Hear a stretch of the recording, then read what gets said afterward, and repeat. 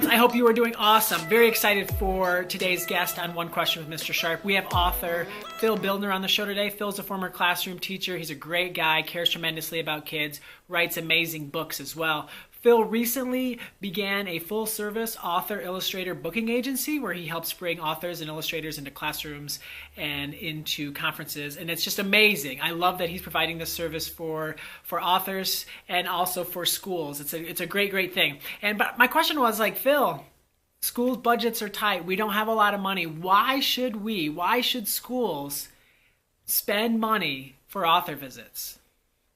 What do you think, Phil?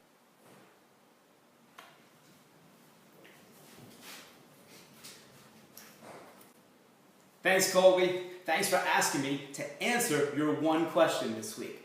Well, my question has to do with school visits. And in terms of school visits, with budgets being cut and money so tight, why should schools still bring in author visits? Why should schools still bring in authors? Why do author visits matter?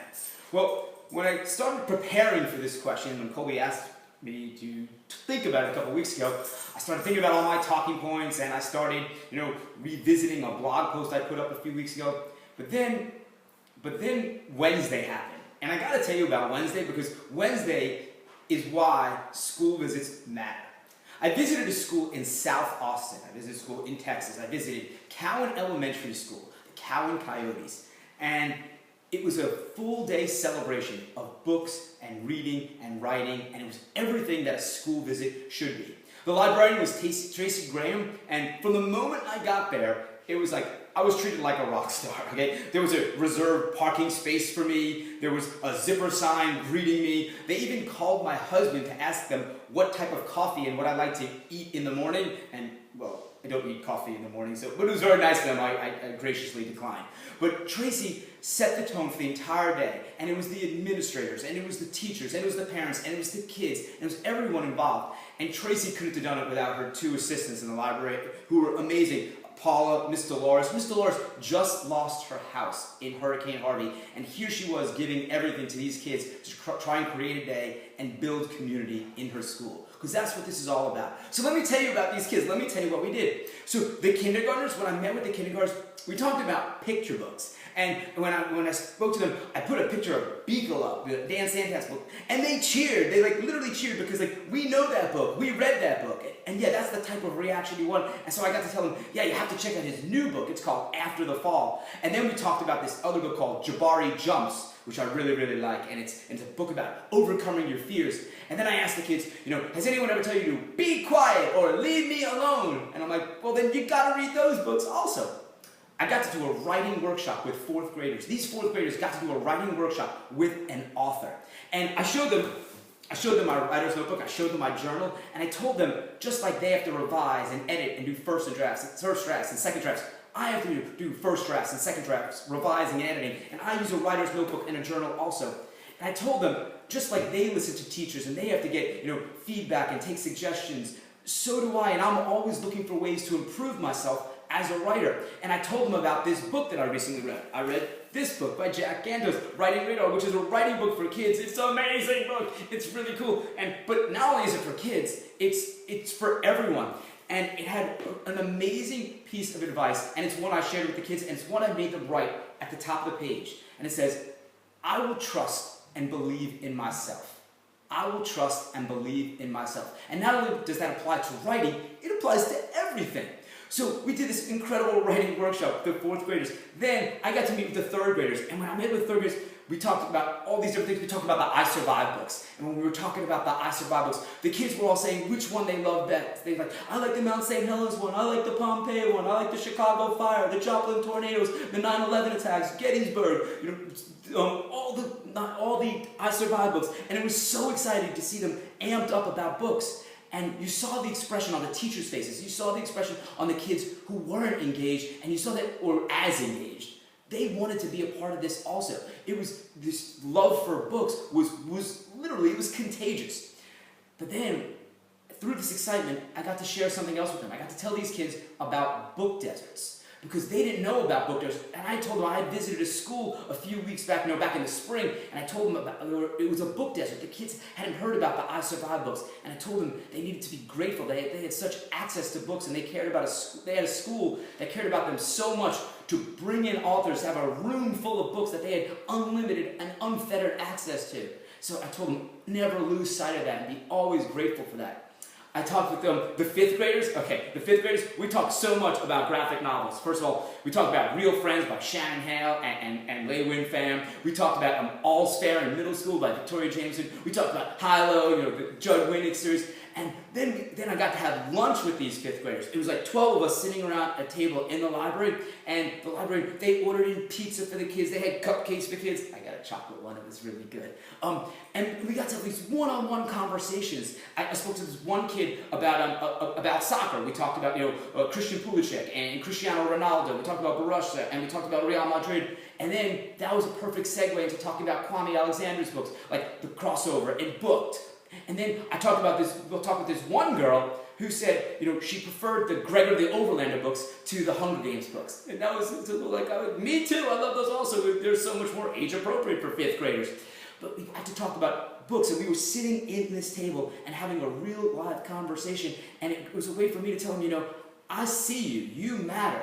And these kids, when I get up in front of a room full of kids, I'm always of the mind that this could be the first and only time they ever get to meet an author. So it's my responsibility, it's my duty to rock their world, or to make them experience an author, seeing an author in a completely different light. And I know that they did, and I know, the indelible impression this visit made. One of the girls even gave me a book that she wrote to read, and I can't wait to write her back to tell her how good it was. When I get up in front of a room full of kids, I always tell kids, I see the future. I have the ability to see the future, because when I look out at kids, the future is right in front of me. And I tell them I see them, and that they matter, and that they have value.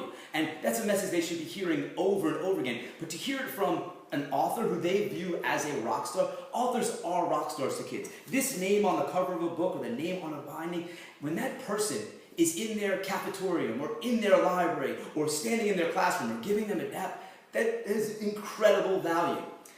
A few weeks ago, last month, I got to talk with Dave Zirin, who's the sports editor of The Nation magazine, and we were at a rally in New York City, and he was telling me how his son, who's a particular reader, when he gets a book that is signed, that has his name in it, that makes such a difference. And that's what author visits do also. Authors can give kids, those kids can have access and buy those books and have their name inscribed in it, because it means so, so much.